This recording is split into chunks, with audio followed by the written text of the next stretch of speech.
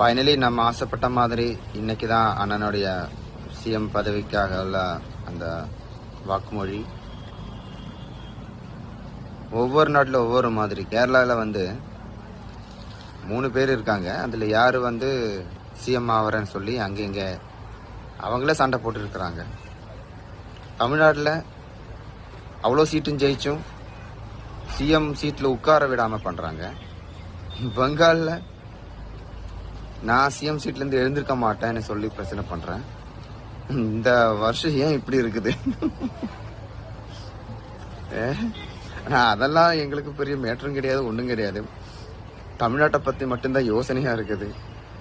அங்கே அண்ணனை கொண்டு உட்கார வைக்கணும் சிஎம் சீட்டில், அந்த ஒரு நோக்கம் மட்டும்தான் இருக்குது.